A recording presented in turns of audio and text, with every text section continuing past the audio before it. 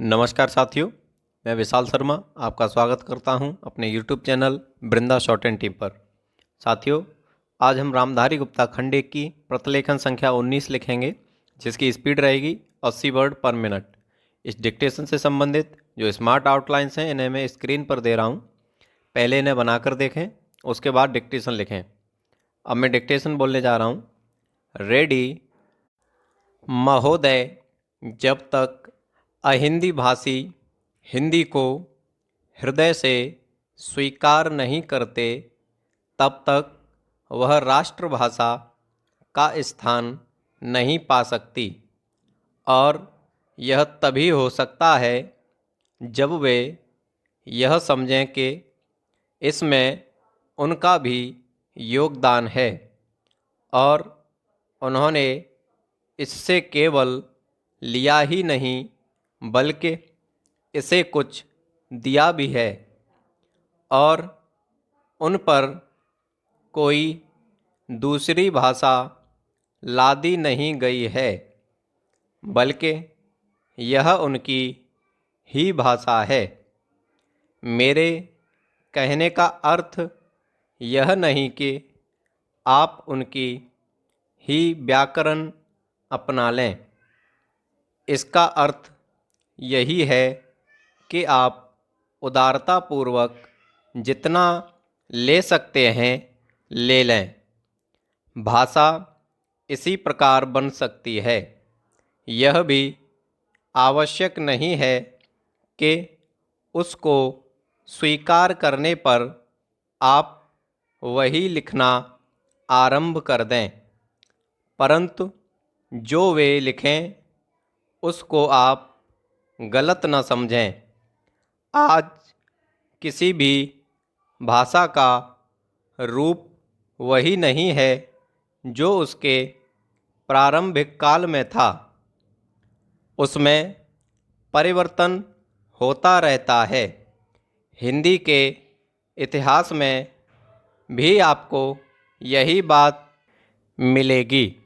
मैं हिंदी का कोई विद्वान नहीं हूँ, पर मैं अपने अनुभव से कह सकता हूँ कि उसमें भी पिछले 500-600 वर्षों में बहुत अंतर पड़ा है, तथा पहले की और आज की हिंदी में काफ़ी अंतर है। इसलिए नवयुग में जब वह देश की भाषा बनने जा रही है, तो उसमें थोड़ा अंतर करना भी पड़े तो वह स्वीकार कर लेना चाहिए, जिससे उसका अन्य प्रदेशों के लोगों के साथ मेल बैठ जाए। कई अहिंदी भाषी लोगों ने भी हिंदी की काफ़ी सेवा की है। आपके राज्यपाल महोदय अहिंदी भाषी हैं और इन्होंने अपनी भाषा की बड़ी सेवा की है। यह भी हिंदी के पक्ष में थे और इन्होंने बड़ा योग दिया, जिसके कारण हम संविधान सभा में सफल हो सके। इनका भी यही विचार है जो मेरा है।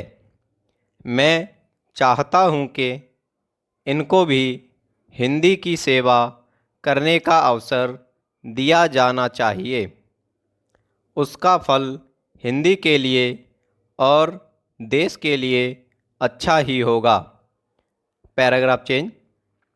मानपत्र में आपने संस्कृत के संबंध में कहा है, मैं मानता हूँ कि हमारे देश में संस्कृत का अध्ययन आवश्यक है, क्योंकि देश की सभी भाषाओं का स्रोत वही भाषा है।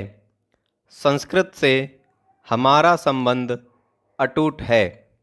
इसकी पढ़ाई लिखाई कम हो गई है। यह हमारे लिए दुख की बात है। मैं आशा करता हूँ कि इसकी उन्नति होगी। स्टॉप।